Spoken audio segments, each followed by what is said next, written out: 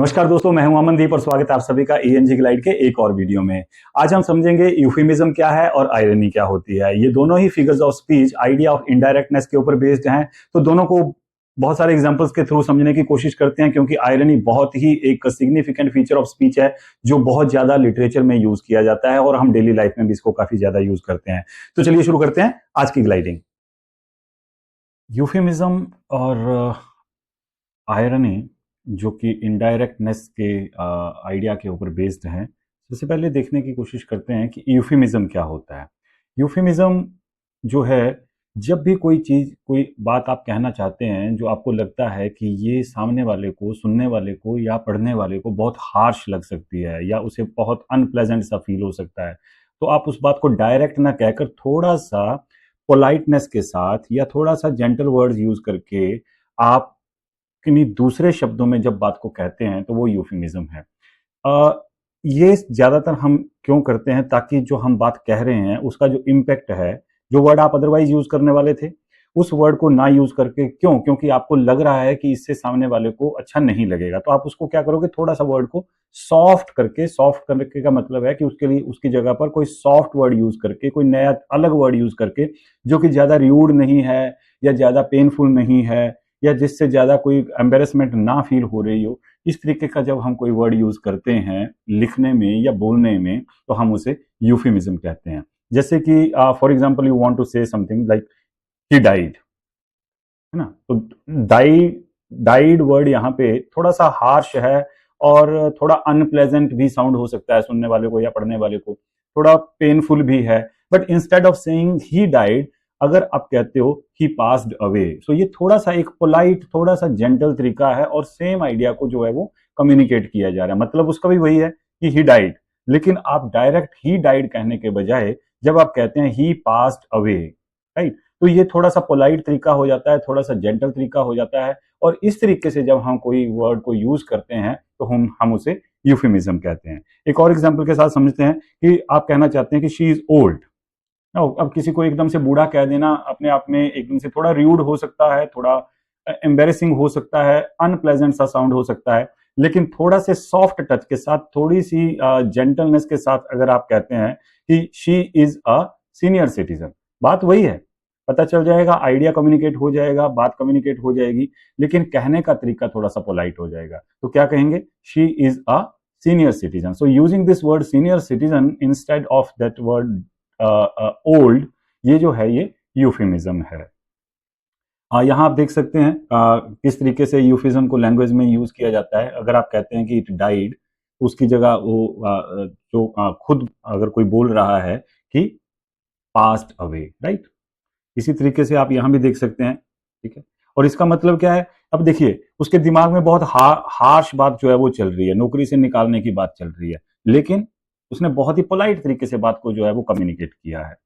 यहाँ भी आप देख सकते हैं। ठीक है, इसी तरीके से ये कुछ काम किया है, कोई प्रोजेक्ट किया है, तो पूछा किसी ने कि भाई कैसा एक्सपीरियंस था। एक्सपीरियंस तो इसका मतलब ये है कि सिलेक्शन नहीं हुई या पास नहीं हुए उसमें, तो बता दिया वहां पे कि क्या है वो एक लर्निंग एक्सपीरियंस है। सीधी सीधी बात नहीं कही, लेकिन उसको बहुत ही पोलाइट तरीके से, जेंटल तरीके से बात को जो है वो कम्युनिकेट कर दिया। तो इस तरीके से जब कोई हम लैंग्वेज के साथ इस तरीके से बर्ताव करके, उसका यूज करके जब हम इस तरीके से किसी बात को कहते हैं तो वो यूफिज्म है। तो कुछ और एग्जाम्पल्स के साथ समझते हैं। She was let go from her job last month. अब ये लेट गो वर्ड यूज किसके लिए किया गया है, फायर करने के लिए। फायर करने का मतलब होता है नौकरी से निकालना। तो सीधा नहीं लिखा है कि she was fired from her job last month, कि लास्ट मंथ ही उसे नौकरी से निकाल दिया गया। इसके बजाय क्या वर्ड यूज किया गया, लेट गो, ताकि बात थोड़ी सी पोलाइट हो जाए, जेंटल हो जाए, उसमें हार्शनेस जो है वो ना रहे।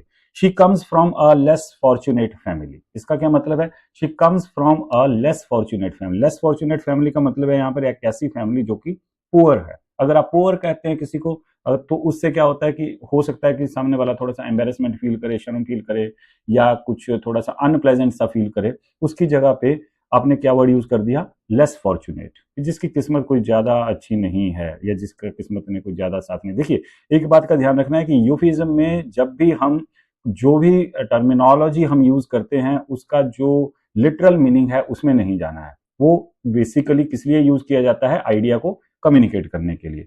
He is between jobs at the moment. ये बिटवीन जॉब्स का मतलब है कि ही इज अनएम्प्लॉयड। आप सीधा नहीं कह रहे हैं कि वो बेरोजगार है, हो सकता है उसे उससे धक्का लगे, बुरा लगे, उसके बजाय आप कह रहे हैं he is between jobs. Between job में एक नौकरी छोड़ चुका है, दूसरी नौकरी की तलाश में है, वो जो उसका पीरियड है बेरोजगारी वाला, उसको बयान करने के लिए क्या फ्रेज यूज कर दी गई, between jobs, right. They live in a correctional facility. अब ये कोरेक्शनल फैसिलिटी क्या है, कोरेक्शनल फैसिलिटी यूज किया गया है वर्ड प्रिजन के लिए, जेल के लिए, कि वो भाई आजकल जेल में है। तो इसका मतलब क्या है, वो बुरा लग सकता है, अनप्लेजेंट हो सकता है, लेकिन सही तरीके से करेक्शनल फैसिलिटी जहां लोगों को सही किया जाता है। अब देखिए मैंने फिर कह रहा हूं, ये लेस फॉर्चुनेट हो, बिटवीन जॉब्स हो, या कोई भी ऐसा करेक्शनल फैसिलिटी वाली बात हो, कोई भी यूफिज्म में यूज की गई कोई भी फ्रेज हो, आपको उसके लिटरल मीनिंग या उसके एक्चुअल मीनिंग जो शब्दों से निकल रहा है उसमें नहीं जाना है, उसके मीनिंग को समझने की कोशिश करनी है कि वो किस चीज के लिए यूज हुआ है। अगर इस तरीके से यूज हुआ है तो वो यूफिमिज्म है। यूफिमिज्म की जो सिंपल डेफिनेशन है, अगर जिसे आप आसानी से याद कर सकते हैं, तो अगर आप चाहते हैं कि आपको सिंपल डेफिनेशन चाहिए यूफिज्म की एग्जामिनेशन के लिए, तो आप इसको यहाँ से नोट डाउन कर सकते हैं। लेकिन अगर आप चाहते हैं कि आप जो भी लिखें, आपकी लैंग्वेज थोड़ी सी लिटरेरी हो, अच्छी हो, उस थोड़ी इम्प्रेसिव हो, आप पढ़ने वाले को अच्छा लगे और वो आपको अच्छे मार्क्स दें, तो आप इसको भी लिख सकते हैं। इसमें थोड़ा सा जो शब्द हैं हो सकता है आपको मुश्किल लगे। अब यहाँ एक एक्सरसाइज के लिए let us try to identify euphemism here. So पहला सेंटेंस है, the politician was accused of being economical with the truth during the hearing. The politician was accused of being economical with the truth during the hearing। तो यहां पे क्या है यूफिज्म, economical with the truth, कि truth के साथ बहुत ज्यादा इकोनॉमिकल होना। कहने का मतलब है बहुत कम ट्रुथ कहना। कहने का इसका मीनिंग क्या है कि झूठ को, झूठी बात कहना और सच को छुपाना। तो पॉलिटिशियन जो था उसके ऊपर यही आरोप लगे कि हियरिंग के दौरान उसने झूठ को जो है वो प्रेजेंट किया, सच को छुपाया। Economical with the truth. The sanitarium was for those who were mentally challenged. Sanitarium आप कह सकते हैं एक जगह, हॉस्पिटल टाइप आप एरिया कह सकते हैं। The sanitarium was for those who were mentally challenged. Now mentally challenged basically उन लोगों के लिए है जो मानसिक तौर पर बीमार होते हैं। आप मेंटल वर्ड यूज करने की जगह, किसी को साइको वर्ड यूज करने की जगह, या इस तरीके का हार्श वर्ड यूज करने की जगह जो उसे बुरा लग सकता है, आप मेंटली चैलेंज वर्ड यूज करते हो, यूफिमिज्म है। The dog is very old, we will have to put him to sleep soon. Put to sleep, put him to sleep. तो बेसिकली जानवरों के लिए, खासकर डॉग्स के लिए ये तरीका यूज किया जाता है। जब कोई डॉग बूढ़ा हो जाता है तो उसे मेडिसिन के थ्रू, इंजेक्शन के थ्रू उसकी डेथ को नॉर्मल रखने के लिए, नॉर्मल बनाने के लिए उसे इंजेक्शन दिया जाता है। तो इसलिए वो the dog is very old, we will have to kill him के बजाय, बजाय उसको ये कहने कि हमें उसे मारना पड़ेगा, we will have to put him to sleep soon, right. तो ये पोलाइट तरीका है। और करके देखते हैं, despite being physically challenged, Anita won the painting competition. Despite being physically challenge, physically challenge यहाँ पे हैंडीकैप्ड के लिए यूज हुआ है, कि हालांकि अनिता जो है वो हैंडीकैप्ड थी लेकिन फिर भी उसने पेंटिंग कॉम्पिटिशन जो है वो जीता। तो आपने हैंडीकैप्ड वर्ड यूज नहीं किया यहाँ पे, उसकी जगह पे फिजिकली चैलेंज्ड वर्ड यूज कर दिया। The priest assured them that the child was now in a better place. Priest इन्होंने बात बताया कि बच्चा जो है वो ये better place, better place here refers to heaven after death, right. तो हेवन थोड़ा सा, बेशक स्वर्ग अच्छा शब्द है लेकिन फिर भी थोड़ा सा अनप्लेजेंट हो सकता है सुनने वाले के लिए, क्योंकि वो मौत के बाद की बात करता है। तो प्रीस्ट ने बड़े अच्छे तरीके से उसको एश्योर किया कि he is now in a better place. My grand father is getting on in years and needs a little more help. Getting on in years, बूढ़े हो रहे हैं, गेटिंग ओल्ड के बजाय, गेटिंग ओल्डर के बजाय गेटिंग ऑन इन ईयर्स कह दिया है। ये भी यूफिज्म का एग्जाम्पल है। तो इस तरीके से आप यूफिमिज्म को आइडेंटिफाई कर सकते हैं सेंटेंसेस में। टेलीग्राम चैनल के थ्रू आपको बहुत सारा स्टफ जो है वो प्रैक्टिस के लिए मिल जाएगा, और टेलीग्राम चैनल का लिंक आपको नीचे डिस्क्रिप्शन में मिल जाएगा। और नेक्स्ट आपके जो टर्म है इसके अंदर वो है आयरनी। तो आयरनी क्या होती है? आयरनी और आयरोनिकल सिचुएशंस या आयरोनिकल बातें हमारी रोजमर्रा की लाइफ में बहुत ज़्यादा यूज़ की जाती है, बहुत यूज़ होते हैं। बहुत बार हम कई ऐसी बातें कहते हैं जिसमें आयरनी होती है, हालांकि हमें पता नहीं होता कि हम कोई आयरोनिकल बात जो है वो कर रहे हैं, लेकिन हम बात को समझ जाते हैं या बात को हम कहते रहते हैं। तो ये है क्या आयरनी बेसिकली? तो when you expect one thing to happen but the exact opposite happens, जब आपने ये सोच रखा है कि ऐसा होगा लेकिन उसका बिल्कुल उल्टा हो जाता है, आयरनी है। आपने सोचा कुछ था, हो कुछ गया, राइट, ये आयरनी है। So when someone says something but means the opposite, कभी बार ये भी होता है कि आप को कोई कहता कुछ है लेकिन मीनिंग उसका कुछ और, बताना कुछ और चाहता है। इसका मतलब ये नहीं है कि वो जानबूझकर ऐसा कर रहा है, लेकिन वो वाक्य में कुछ इस तरीके से उसके मुंह से निकल जाती है बात कि वो जो कहना चाहता है उसके बजाय जो वो कहता है उसका मतलब कुछ और होता है। So when someone says something, कोई जो बात वो कह रहा है उसका मतलब वो नहीं है जो वो कह रहा है, बल्कि उसका बिल्कुल उल्टा है। और वो फनी भी हो सकता है, वो क्रिटिकल भी हो सकता है, कैसा भी हो सकता है। एग्जाम्पल से आपको ज्यादा क्लैरिटी हो जाएगी। कई बार ऐसी सिचुएशन भी होती है कि आप कोई फिल्म देख रहे हैं या कोई आप ड्रामा देख रहे हैं या कोई किसी की बातों को सुन रहे हैं, तो when the audience knows a crucial piece of information that a character in a story does not, कई बार फिल्म देखते हैं, आपको जो बात पता होती है लेकिन वो कैरेक्टर जो वहां पर काम कर रहा है या जो रोल प्ले कर रहा है उसको नहीं पता होती। तो ये भी एक आयरोनिकल सिचुएशन है कि जिसके लिए बात जिसके लिए हो रही है, जिसके साथ हो रही है, उसको नहीं समझ में आ रहा है लेकिन आपको तो समझ में आ रहा है ना। ये जो सिचुएशन आपके पास पैदा हो जाती है, आप सोचते हो ये आयरोनिकल सिचुएशन है। So when your actions have the exact opposite effect of what you intended, कई बार आप उनके बोलने से जो है वो जैसे ये सेकंड पार्ट में देखा था कि जो आप बोलते हैं उसका ऑपोजिट मीनिंग हो जाता है, तो होता है, तो वो आयरनी है। इसी तरीके से कई बार ऐसा भी हो सकता है कि वट एवर यू डू, कि जो काम आप कर रहे हैं, जो काम आप कर रहे हैं आपका मतलब वो नहीं है बल्कि उसका एग्जैक्टली ऑपोजिट है, तो वो आयरनी है।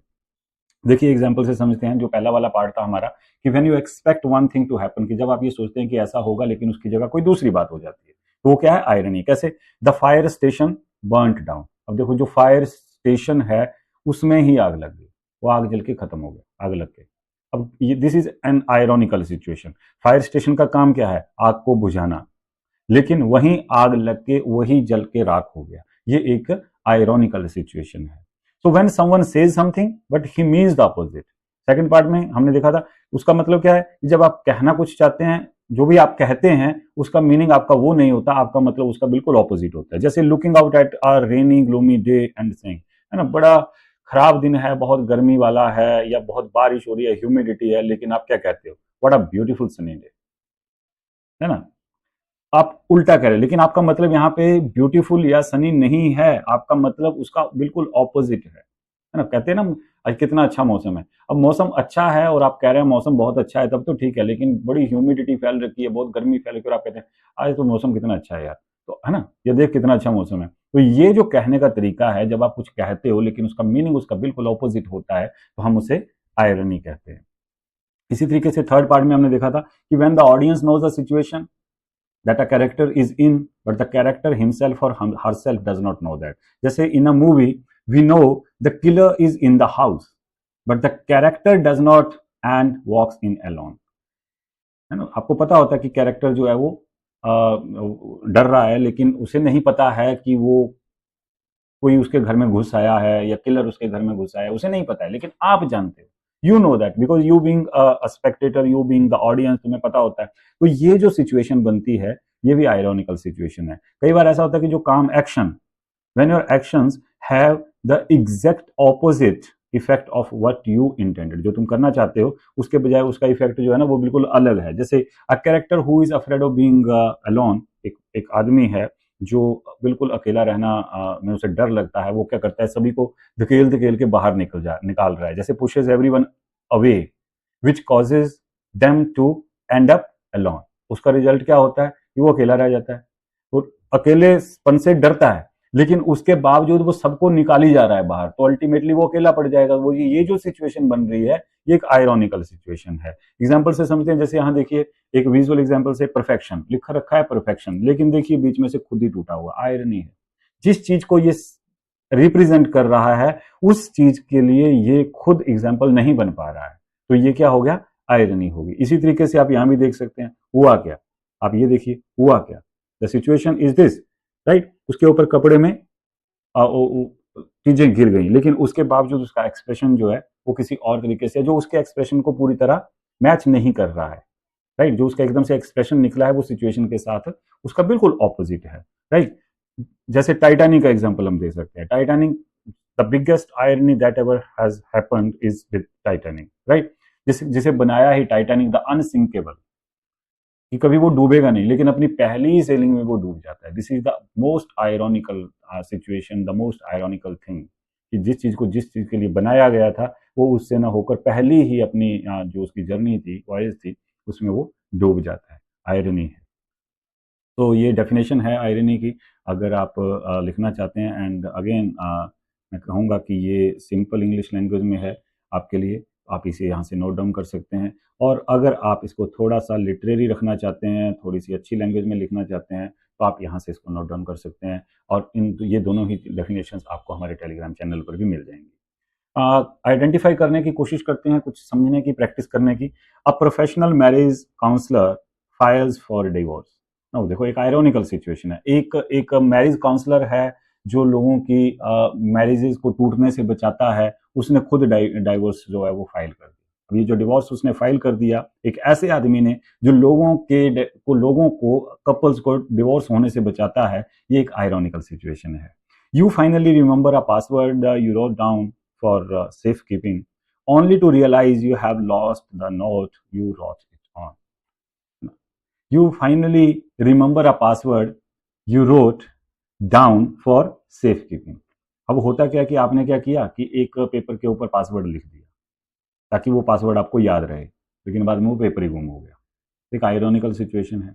So after carefully avoiding all the puddles on his walk, a man goes to his door, unlocks it, and is then splashed by a passing car. भाई एक आदमी ने सड़क पे चल रहा था, बड़े गड्ढों से बच बच के चल रहा था क्योंकि उनमें पानी भर रखा था ताकि कोई गाड़ी उसके ऊपर कोई स्प्लैश ना कर दे। लेकिन हुआ क्या, जैसे उसने अपना दरवाजा खोला, भी अंदर घुसने वाला था, पीछे से गाड़ी आई और उसने उसको, ये जो सिचुएशन हुई कि वो सारे रास्ते तो बच बच के चलता रहा, लेकिन लास्ट मोमेंट पे जाके उसके साथ कुछ ऐसा हो गया जिससे वो बचता चला आ रहा था, वही काम हो गया। तो ये आयरनी है। A pilot has a life long fear of a height. अब देखो, एक पायलट है तो उसको हाइट का डर तो नहीं होना चाहिए, लेकिन अगर उसे हाइट का डर है, होता है, कोई पायलट ऐसी चीज बता रहा है, तो ये ironical situation. A sign that says no littering is surrounded by trash that people have thrown on the ground. कई जगह लिखा होता है ना कि यहाँ कूड़ा मत फेंके, वहां आप देखते हो कि बहुत सारा कूड़ा फेंका हुआ है लोगों ने। ये एक आयरॉनिकल सिचुएशन है, वहां लिखने के बावजूद वहां बहुत सारा कूड़ा जो है वो फेंक रखा है। ये एक आयरॉनिकल सिचुएशन है या आयरनी है। A teacher who constantly tells students to be quiet and listen is known for being the loudest most interrupting person in the staff. एक टीचर जो बच्चों को हमेशा शांत रहने के लिए कहता है क्लास में कि चुप रहो, शोर मत मचाओ, वो जब स्टाफ रूम में होता है तो हमेशा चीखता चिल्लाता रहता है। आयरॉनिकल सिचुएशन है, ये आयरनी है। सर, जब इस तरीके से कहना कुछ और उसका मतलब कुछ और होना, बल्कि उसका मतलब ऑपोजिट हो जाना, उसे हम आयरनी कहते हैं। सो अगर आप चाहते हैं कि इन डेफिनेशंस को आप अपनी कॉपी में नोट डाउन करें या आप उसका प्रिंट ले लें, तो और भी एग्जांपल्स अगर आपको चाहिए, और ज़्यादा प्रैक्टिस के लिए अगर आपको कुछ सेंटेंसेस चाहिए या सिचुएशन चाहिए, तो आप हमारे टेलीग्राम चैनल से उसे एक्सेस कर सकते हैं, जिसका लिंक आपको नीचे डिस्क्रिप्शन में मिल जाएगा। तो आज के वीडियो में बस इतना ही। नेक्स्ट 2 टर्म्स के लिए जो आपकी फिगर्स ऑफ स्पीच हैं, उनके लिए मिलते हैं नेक्स्ट वीडियो में। और बाकी जितनी भी फिगर्स ऑफ स्पीच हैं जो आपके सिलेबस में प्रिस्क्राइब्ड हैं, उन सब का लिंक आपको नीचे डिस्क्रिप्शन में मिल जाएगा, वहाँ से आप उन वीडियोज़ को एक्सेस कर सकते हैं। Thank you very much.